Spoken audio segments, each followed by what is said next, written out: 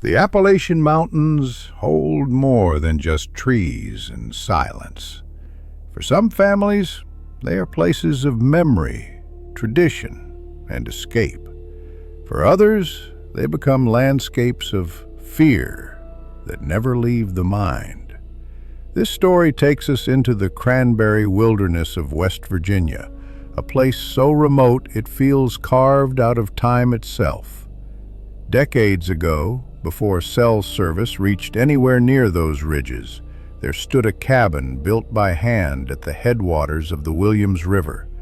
2 stories tall, its walls were rough-hewn logs, its steep metal roof glinted whenever sunlight broke through the canopy, and a chimney of stone rose high like a watchtower. Beautiful, yes, but not in a comforting way. Beauty in the mountains often carries a hush, a kind of weight that makes you feel the woods are not surrounding you, but pressing in. The narrator was 12 that summer. His brother Ben was 10, and their little sister Molly had just turned 6. Early July meant hot days, cool nights, and mosquitoes so thick they seemed to own the air.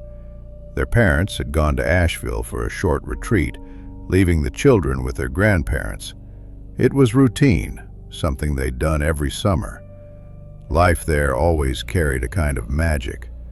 Days were filled with checkers, chopping wood, wandering trails, and evenings spent chasing fireflies that flickered like tiny lanterns in the dark. Nights brought the sound of whippoorwills echoing across valleys, and the children slept under mosquito nets that made their beds feel like castles. Their grandparents couldn't read or write, but their wisdom came from decades in the forest. To them, the woods were not wilderness, they were a language. Every snapped twig or shifting breeze told a story. The first 2 days passed in that gentle rhythm. Then, on the 3rd day, everything changed. Around noon, the sky dimmed so suddenly it felt like someone had pulled a cloth over the sun. The shortwave radio spat out warnings, severe storm, flash flooding possible. In that part of the mountains, storms weren't unusual. But when you live so far off the grid, you don't shrug at nature's anger. You prepare. Their grandfather checked every window latch, stacked dry wood under cover, and filled lanterns with fuel. By late afternoon, the storm broke open. Thunder cracked loud enough to rattle the floorboards.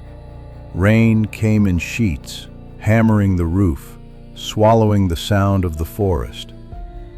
To the children, it was a spectacle of power. To their grandparents, it was a threat. The lights went out after dinner.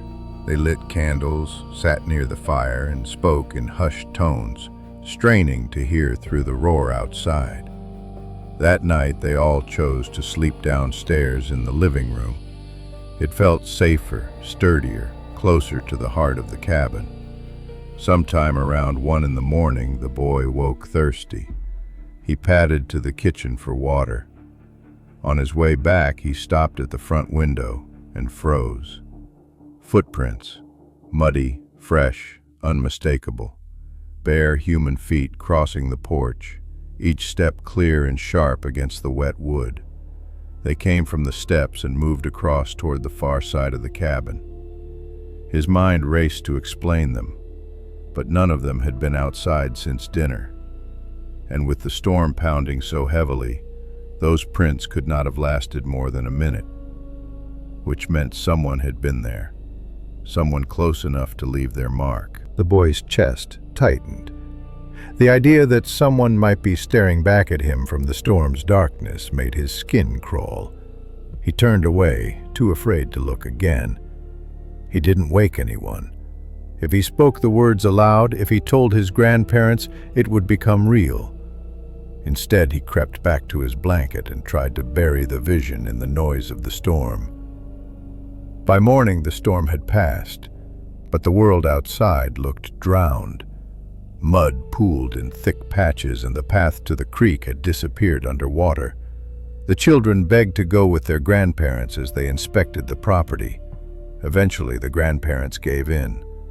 The prints were gone, washed clean, erased. But the boy kept staring at the porch, certain of what he had seen. That day, something else unsettled him. His grandparents, usually calm and steady, were different. Their movements sharper, their glances quicker, their voices taut. The storm was over, yet their tension remained. When he asked if everything was fine, they smiled too tightly and told him not to worry. Late in the afternoon, his grandmother pulled him aside. She asked softly, almost fearfully, if he had seen anything during the night. He couldn't lie. He admitted to the footprints.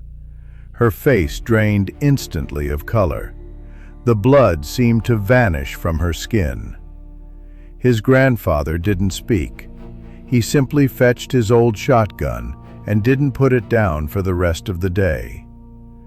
That evening, the grandparents insisted the children sleep in their bedroom.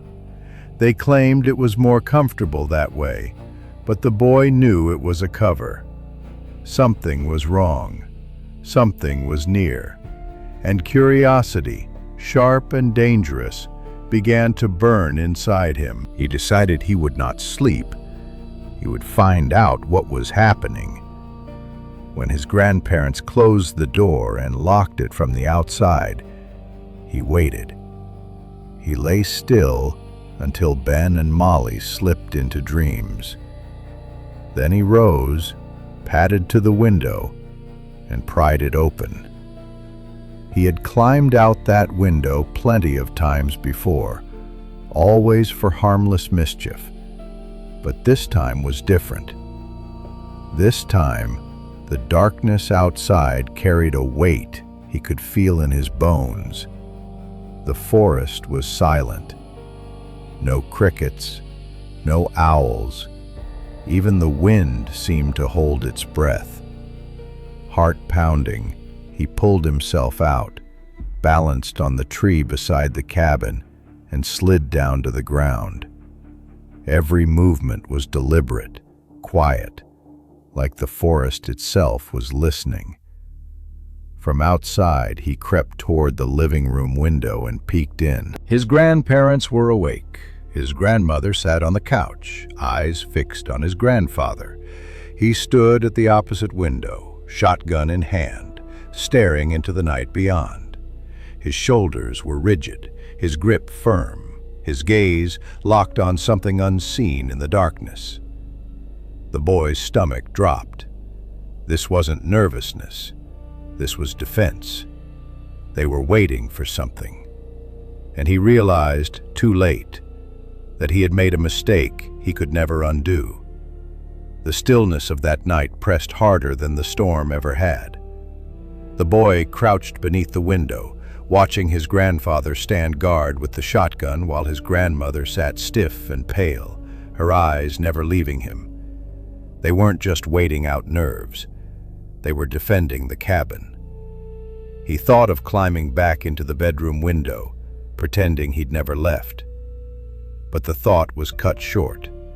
A sound rose behind him, quick, sudden, too close. Before he could even turn, something lunged. A hand clamped across his mouth. It was huge, damp, and cold. His scream died in his throat. He kicked, thrashed, clawed at the air, but the grip was iron. He was yanked backward, dragged toward the trees. He couldn't see who or what had him, only felt the damp, disgusting strength of the thing hauling him away. Inside the cabin, the sound had been heard. His grandfather spun, eyes wide, staring out the window just in time to see his grandson's silhouette being pulled into the dark. His grandmother cried out, a sound closer to a wail than a scream as she bolted for the back door. The boy's memory fractured into snapshots, the earth scraping under his heels, the smell of wet soil and rot, the thunder of his heart so loud he couldn't hear the storm anymore. He remembered the deafening blast of a shotgun. He remembered a shrill, guttural scream, not human, not animal, but something in between, tearing through the woods. He hit the ground hard. Pain exploded in his left arm as something cracked. The grip on him loosened. A dark figure leapt over him, vanishing into the trees like a shadow breaking apart. Then his grandmother's arms wrapped around him, dragging him back toward the cabin. Her voice shook as she called his name over and over, half sobbing, half pleading. Behind them, his grandfather charged into the forest, shotgun still clutched in his hands, chasing after whatever had taken hold of the boy. That was the last time anyone ever saw him. By dawn, the parents had arrived, their trip cut short by frantic calls. The boy was rushed to a hospital. His arm was broken clean through, and his body was covered in bruises. He was alive, but his grandfather was not with them. At first, the family thought he might come back, that he was out there, hurt, maybe lost. But days passed. Search teams combed the forest, men with dogs and lanterns shouting his name until their throats were raw. They found nothing. No tracks, no discarded gun, no body, no trace at all. The boy's parents pressed him for answers. They pressed his grandmother even harder. What had happened? What had they seen? What took him? But neither the boy nor his grandmother ever gave them more than fragments. Because what could they say?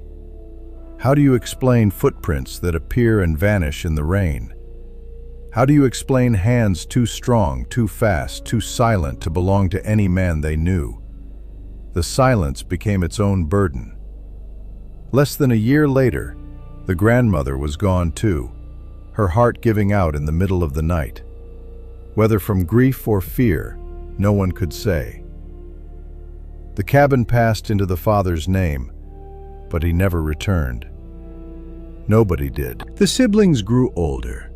They carried normal lives into adulthood, but every now and then, when talk turned to childhood memories, the younger brother or little sister would bring up that summer in the mountains. They would ask questions, their voices quiet, almost ashamed of their own curiosity. The eldest never had answers. He didn't then. He doesn't now. He remembers the footprints, fresh in the rain. He remembers the shotgun blast and the scream that wasn't human. He remembers his grandfather's shadow vanishing into the trees. What he doesn't remember, what he will never know, is what exactly had grabbed him that night. Was it a man, living feral and wild in the woods? Was it something older, something that had always belonged to those ridges, hidden from sight until the storm tore the world open? The mountains never gave back the truth. Years later, he would say that silence is worse than answers, because an answer, no matter how horrifying, closes a door. But silence leaves it open forever.